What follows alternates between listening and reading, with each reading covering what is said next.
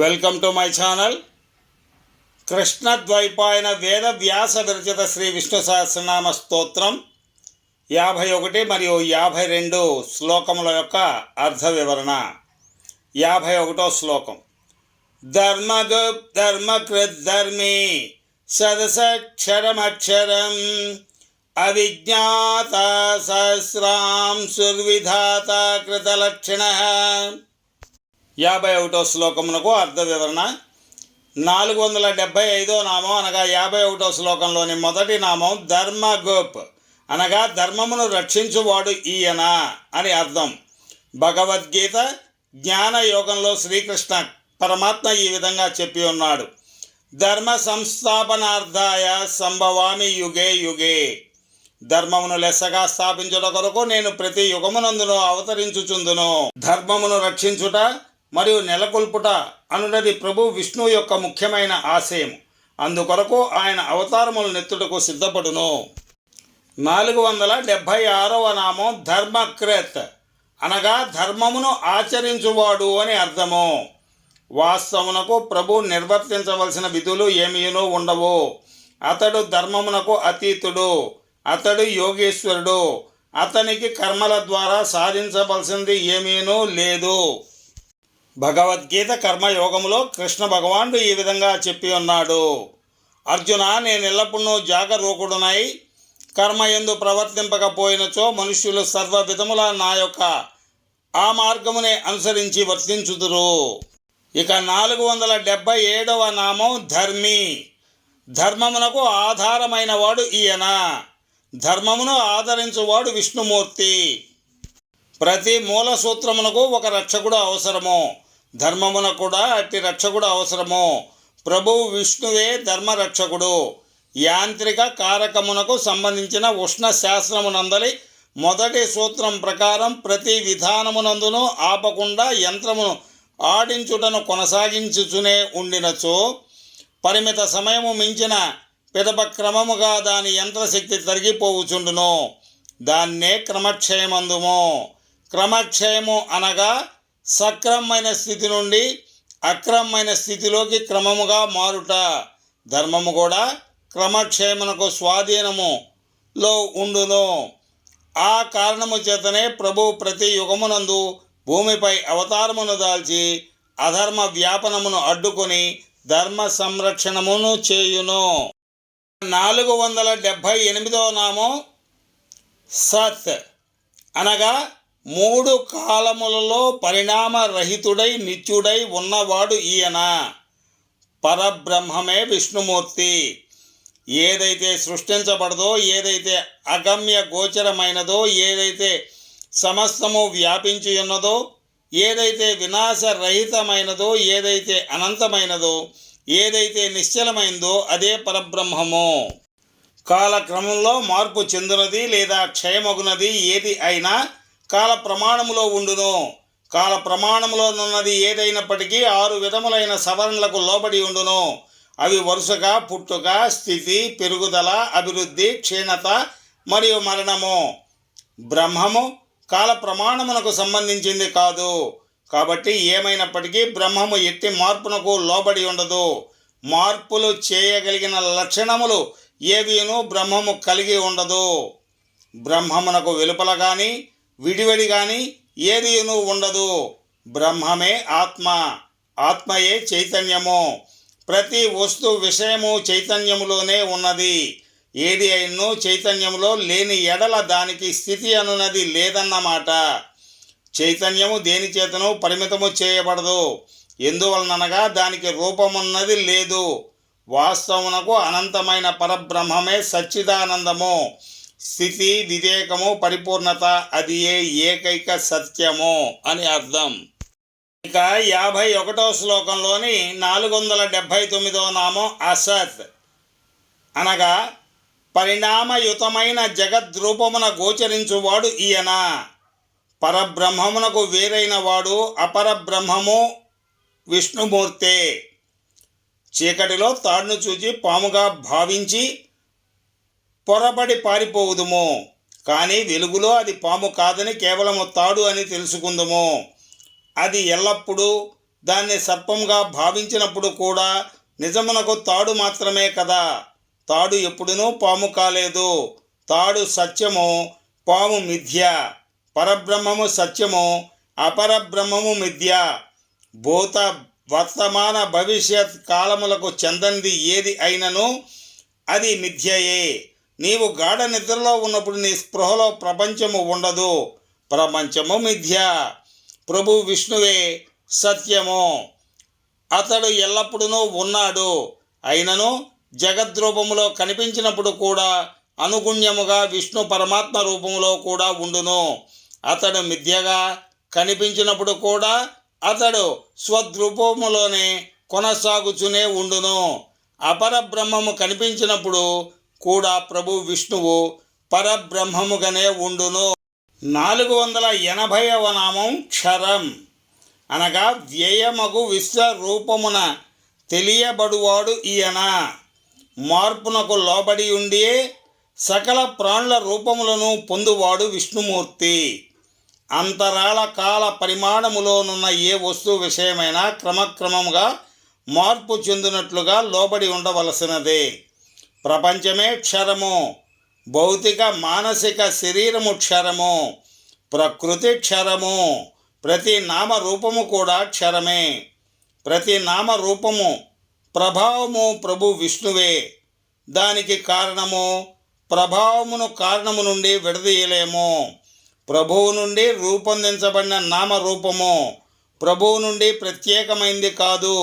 కాబట్టి ప్రభువే మార్పునకు లోబడి ఉండేది సకల ప్రాణుల రూపములను పొందువాడు అని అర్థము.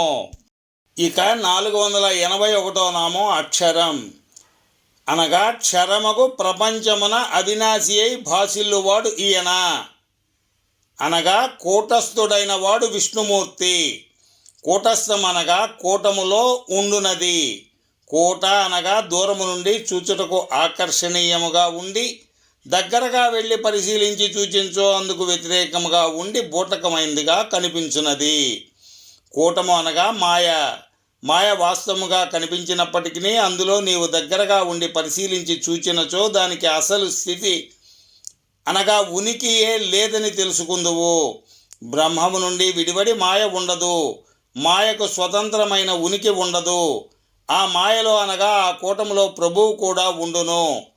మాయ ఒక శక్తి. అందులోని శక్తి భగవాన్ని శక్తి. ప్రభువు మరియు మాయాశక్తి అవి రెండును వేరువేరు కాదు. ఎక్కడైతే ప్రభువు ఉండునో అక్కడే అతని మాయ కూడా ఉండును. అందుచేతనే ప్రభువు కూటస్థుడని పిలువబడుచున్నాడు. 482వ నామము అవిజ్ఞాత, అనగా తెలుసుకొనిన వాని కంటేనూ విలక్షణమైన వాడు ఈయన. జీవుని శీలమును నిర్ణయించుట్లో ఎట్టి అభిప్రాయములు లేక ఆశయములు లేనివాడు విష్ణుమూర్తి. భౌతిక మానసిక శరీరము క్షేత్రమని పిలువబడుచున్నది.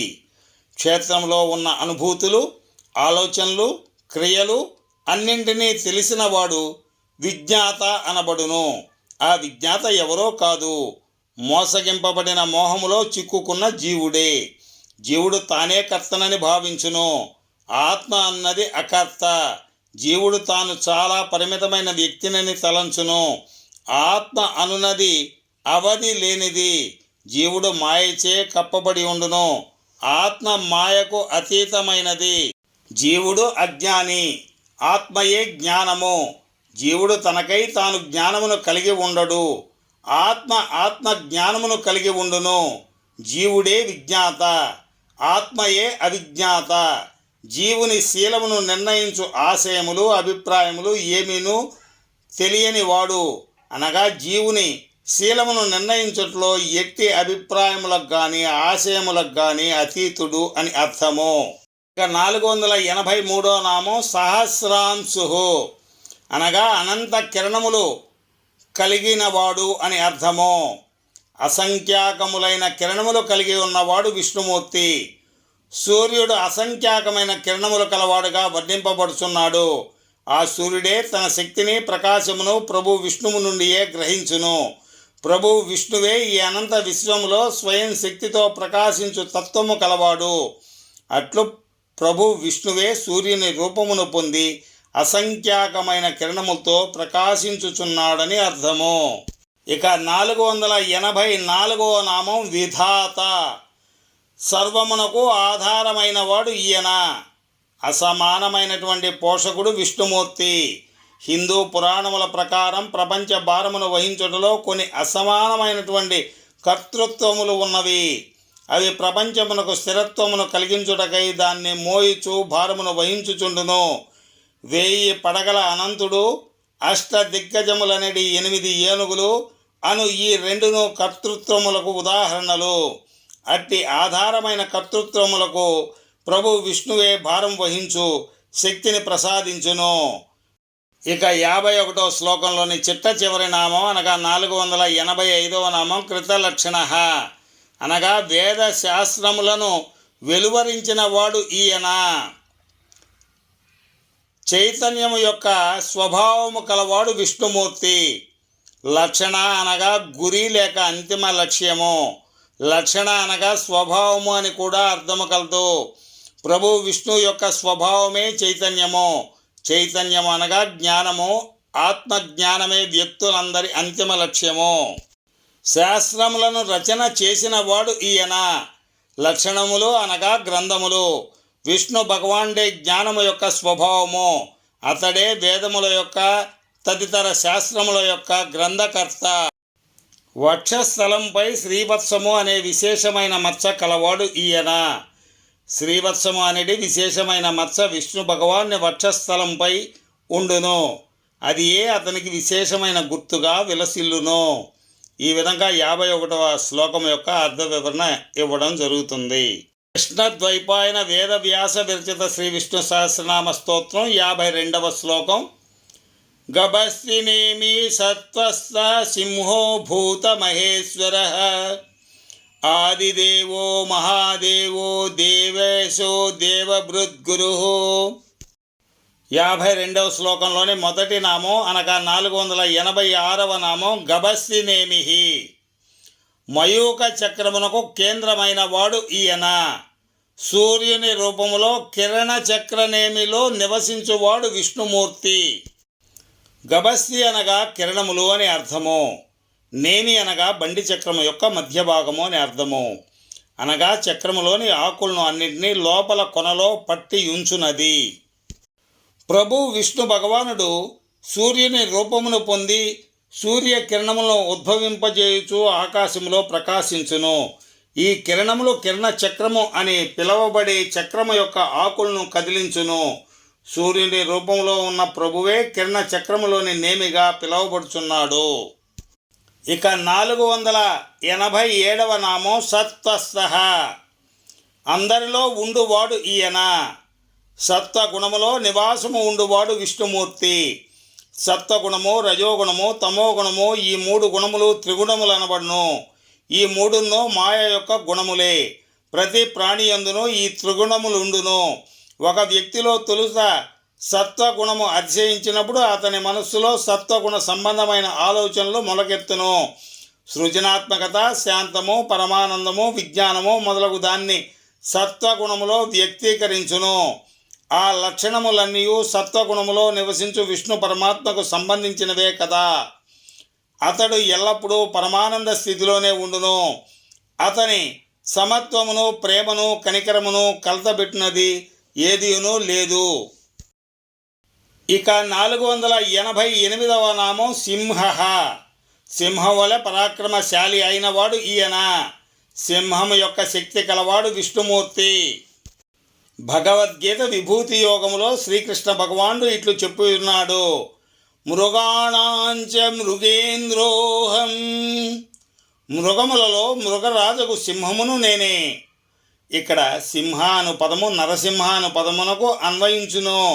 నరసింహ అనగా సగము నరుడు సగము సింహము, రెండును కలిసిన రూపము. హిరణ్యకశిపుని సంహరించి భక్త ప్రహ్లాదుని కాపాడుటకు ప్రభు విష్ణువే కదా నరసింహావతారమును ఎత్తినవాడు. ఇక 489వ నామం భూత మహేశ్వర. సర్వభూతములకు ప్రభు అయిన వాడు ఈయన. అన్ని ప్రాణులకు మహోన్నతుడైన పాలకుడు విష్ణుమూర్తి. సకల ప్రాణులకు మహోన్నతమైన ప్రభు విష్ణు భగవానుడే. అతడు వాటిని నియామకము చేయును, ఉపదేశించును, శిక్షించును, రక్షించును, శ్రద్ధ వహించును మరియు విధిని నిర్ణయించును. ఇక 490వ నామం ఆదిదేవ, అనగా తొలి దేవుడు ఈయన. సనాతనుడైనటువంటి భగవానుడు విష్ణుమూర్తి. ప్రభు విష్ణువే మొట్టమొదటి చైతన్య రూపంలో ప్రత్యక్షమైన వాడు. మిగిలినవన్నీ కూడా అతని నుండి తరువాత వెలసినవే. సృష్టి అతని నుండియే ఉద్భవించినది. బ్రహ్మేంద్రాది దేవతలు, లక్ష్మి మొదలైన దేవతలు అందరూ అతని నుండి ఉద్భవించిన వారే. అంతరాళము, కాలము అతని నుండి ఉద్భవించినదియే. అంతరాళ కాల ప్రమాణములో ఉన్న సమస్త జగతి అతని నుండి ఉద్భవించినదే. అందుచేతనే ప్రభు విష్ణువు ఆదిదేవుడైనాడు. ఇక 491వ నామం మహాదేవ, గొప్ప దేవుడు ఈయన. సర్వోత్కృష్టమైనటువంటి దేవుడు విష్ణుమూర్తి. ఆత్మజ్ఞానమే పరమోత్కృష్టమైన జ్ఞానము. ప్రభు విష్ణువు మాత్రమే ఆత్మజ్ఞానము కలవాడు. ప్రపంచమునందలి ప్రతి ప్రాణిలోనూ ఆత్మ తానేనని ప్రభువునకు తెలియను. ఇతర దేవతలందరూ వారి వారి ఉద్యోగ వ్యవహారములను నిర్వర్తించగలిగి ఉండుట కారణము వారిలో ప్రభు ఆత్మగా నెలకొని ఉండుటయే. అందువలనే ప్రభు విష్ణువు మహాదేవుడుగా పిలువబడుచున్నాడు. ఇక 492వ నామం దేవేశ, అనగా దేవదేవుడు ఈయన. దేవతలకు ప్రభు విష్ణుమూర్తి. హిందూ శాస్త్రములు ఒక దేవుని గురించి మాత్రమే చెప్పవు, అనేక మంది దేవతలను గూర్చి చెప్పును. దేవతలందరూ ప్రపంచమునకు మంచినే చేయుచుందురు. అందరూ దేవతలు భక్తులను కలిగి ఉందురు. భక్తులందరూ వారి వారి ఇష్ట దైవములకు తమ కోరికలను తీర్చుకున్నటకు విన్నపములు చేసుకొనుచుందురు. ప్రభు విష్ణువే ఆయా దేవతల రూపములను పొంది వారి వారి విన్నపములను ఆలకించుచు వాటికి అన్నింటికీ ప్రత్యుత్తరములను ఇచ్చును. ప్రతి వ్యక్తి యొక్క కర్మలకు తగిన ఫల పర్యవసానములను వసంగుచుండును. కర్మము నుండి, జన్మము నుండి ప్రభువు మాత్రమే విముక్తిని ప్రసాదించును. దేవతలందరికీ ప్రభు విష్ణువే. అందరు దేవతలు విష్ణువును తమ ప్రభువుగా అంగీకరించి స్తోత్రములు చెల్లించుకొనుచుందురు. వారు ప్రభు ఆజ్ఞలను సంపూర్ణముగా శిరసావహించి మిక్కిలి పూజ్యభావంతో, భక్తితో, విశ్వాసముతో వారి వారి విధులను నిర్వర్తించుచుందురు. అందుచే విష్ణువే సర్వదేవతలకు అధిదేవుడు. ఇక 52వ శ్లోకంలోని చివరి నామం, అనగా 493వ నామము దేవభృద్గురు, అనగా దేవతల ప్రభువైన మహేంద్రునకు జ్ఞానోపదేశము చేసిన వాడు ఈయన. దేవేంద్రునకు గురువు విష్ణుమూర్తి. దేవభృత్ అనగా దేవతలకు ప్రభువైన ఇంద్రుడు.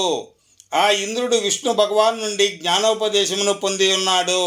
అందుచే ప్రభు విష్ణువు దేవభృద్గురు అని పిలువబడుచున్నాడు. దేవతలకు రక్షకుడు ఈయన. ప్రభు విష్ణు శక్తివంతమైన రాక్షసుల యొక్క అసంఖ్యాకమైన కొల్లగొట్టినటువంటి దాడుల నుండి దేవతలను రక్షించినాడు. ఆ కారణము చేత కూడా ప్రభు దేవభృద్గురువుగా పిలువబడుచున్నాడు. విజ్ఞాన సర్వస్వమునందలి శాఖలన్నింటినీ ప్రకటించువాడు ఈయన. దేవభృద్గురువు అనగా విజ్ఞాన సర్వస్వము యొక్క అన్ని శాఖలను గురించి ప్రకటన చేయువాడు అని కూడా అర్థము కలదు. చైతన్యమే విజ్ఞానము. ప్రతి విషయము గురించి చైతన్యమే మొట్టమొదటిసారిగా తెలుసుకొన్ను. ఆ విషయము చైతన్యములో ప్రత్యక్షమైన పిదప మాత్రమే దేన్నెన్నో తెలుసుకొన్ను. ఆ విధముగా విష్ణు భగవానుడే విజ్ఞాన సర్వస్వమునందలి శాఖలన్నింటినీ ప్రకటన చేయువాడు. ఈ విధంగా 51 మరియు 52 శ్లోకముల అర్థ వివరణ చెప్పటం జరిగింది. కృష్ణ ద్వైపాయన వేద వ్యాస విరచిత శ్రీ విష్ణు సహస్రనామ స్తోత్రం. ఇది మొత్తం 108 శ్లోకాలను కలిగి ఉంది. ఈ 108 శ్లోకాల్లో కూడా 1000 నామాలు ఉన్నాయి. వీటన్నింటికీ కూడా అర్థ వివరణ ఇవ్వడానికి ప్రయత్నం చేస్తున్నాం. ఈ మా చిన్ని ప్రయత్నాన్ని సహృదయంతో ఆదరించండి. అలాగే మా ఛానల్ని దయచేసి లైక్ చేయండి, షేర్ చేయండి మరియు సబ్స్క్రైబ్ చేయండి.